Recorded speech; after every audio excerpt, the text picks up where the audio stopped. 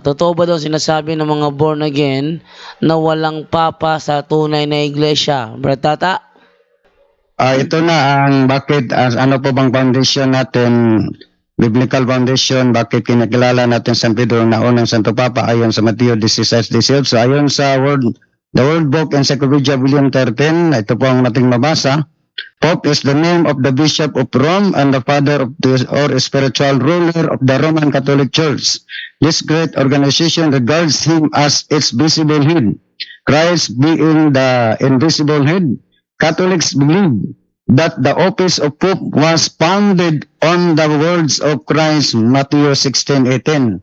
So maliban dyan, yung sa Brother Jando, yung Latin Vulgate, Brother Jando, sa maikling saysay ni San Pedro, sa ikalawang unang Pedro. Ang sabi dito, si San Pedro, anak ni Juan, taga Betsaida, Galilea, igsuon ni San Andres, prinsipe sa mga apostoles, mitukod sa simbahan sa Antioquia, ug mooy una didto nga obispo, miwali sa mga Hudyo sa Asia Minor, miadto sa Roma sa ikadawang tuig ni Claudio AD 42 aron pagsumpok kang Simon Mago, mitambong sa konsilyo sa Jerusalem AD 49, unang obispo sa Roma nga milungtad og 25 ka tuig AD 42 ngadto sa AD 67. Namatay sa Roma sa mga katapusang tuig ni Neron AD 67 og gilubong dinhi sa ibabaw sa bungtod sa Vatikano duol sa Via Triumphalis. Kung tatagalugin po natin ito, si San Pedro, anak ni Juan, taga Betsaida, Galilea, kapatid ni San Andres, prinsipe ng mga apostoles, siyang nagtatag ng iglesia doon sa Antioquia at siyang unang naging obispo doon. Nangaral sa mga Hudyo sa Asia Minor. Pumunta sa Roma sa ikalawang taon ni Claudio AD 42 para hadlangan si Simon Mago. Mitambong means umattend sa konsilyo sa Jerusalem noong AD 49, unang obispo sa Roma na tumagal ng 25 taon mula AD 42 hanggang AD 67. Namatay sa Roma sa mga katapusang taon ni Neron AD 67 at inilibing dito sa ibabaw ng bundok Vatikano malapit sa Via Triumphalis. Ito pong sinasabi sa unang sulat Daklet Saysay sa unang Pedro sa Latina Vulgata na Cebuano. Malinaw naman yun na si San Pedro ay unang Santo Papa ng Simbahang Katoliko. Biblical yun sa maikling saysay ni San Pedro sa unang Pedro, 1 Peter chapter 1 verse 1.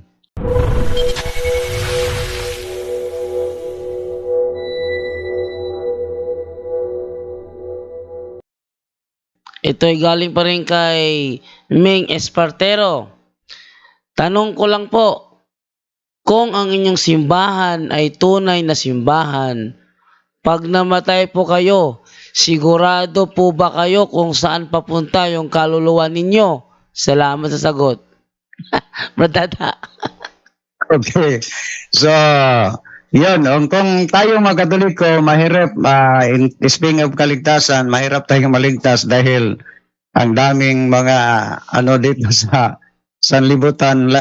Ano pa kaya yung ilang ibang sikta? Dahil kung tingnan natin ang Efesos 5:23, si Kristo po ang ulo ng kanyang iglesia, ang iglesia ang kanyang katawan at siya ang mangliligtas sa iglesia na kanyang katawan. So, ibig sabihin, andito sa Simbahang Katoliko ang manliligtas dahil siya ang nagtatag ng Simbahang Katoliko.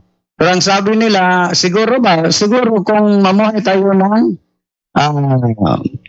banal sa panahon na buhay pa na dito pa sa salimbutan, kung lalong-lalo na kung follow natin yung curse, di ba? Palagi tayong nasa state of grace po tayo. Sundin natin yung rule of life. Kami mga Katoliko, confession, monthly confession, adoration, Rosary, Eucharist at Sacramental. So isa yun sa batayan natin na kahit na siguro mapurgatorio lang po tayo, pero wala namang mapurgatorio na mapunta sa impyerno para patungong langit yun, Brother Jondo. So bakit nandito ang tunay na kaligtasan? Dahil hindi lang thousands na mga naging banal. O kung ating i-search, hindi lang thousand, millions na naging banal na Katoliko. Ibig sabihin, dito sa Katoliko, siguro na dahil may mga millions na naging banal, at sa pagbalik ng ating Panginoon sa second coming of Jesus, ayon sa Judas Tadeo, hindi Judas Iscariote, o no 14:15, sabay niya ang libong-libong mga santos pagbalik ng ating Panginoon. So yun lang, Brother Jondo.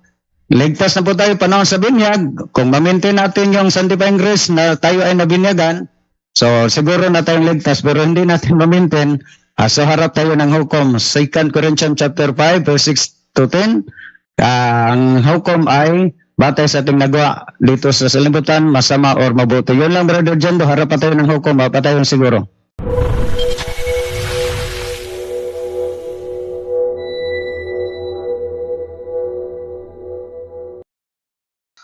Follow up, Brother Tata. Ano ang pwede gawin ng tao para maligtas ang kaluluwa ng tao? Salamat sa sagot. So, unang first, primary obligation ng tao, dapat research niya kung ang tunay na simbahan, ang tunay na tatag ng ating Panginoon. Dahil kung tingnan natin ang 1 Corinthians chapter 9 verses 21 to 25 man siguro yun na parang paligsaan tayo dito. Sa paligsaan, kailangan tayo mag-registered.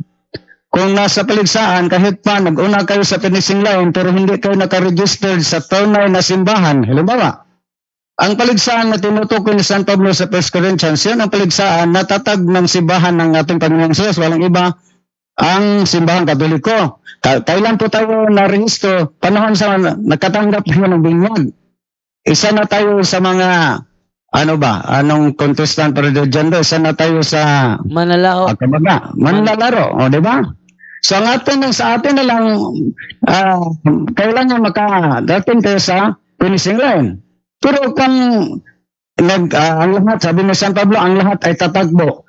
Pero kung nagparehistro ka sa tatag ng tao ni Felix Manalo, pagdating mo sa finishing line, kahit nag-una ko kayo dyan, hindi kayo kailangan ng sa Matthew 7:21 hanggang 23.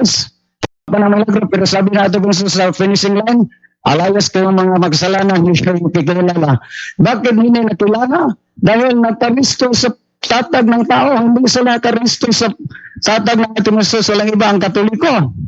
Yun ang pinaka-importante. Unang-una, ganyan magmasakop tayo sa simbahan na tunay na tatag ng Panginoon Jesus na dito tayo magpalista through the baptism. Dahil sa baptism, natatag na yun noon natin para tayo kilala ng ating Panginoon Jesus ayon sa John chapter 10 verses 15 to 16. Ang kilala ko ang aking tupa at ang mga tupa ko nakilala ko sa kanyang mga tupa. So, bakit tayo nakilala? May tatak na po tayo panahon sa binyag. Lalo na sa confirmation, naging sundalo po tayo ni Kristo.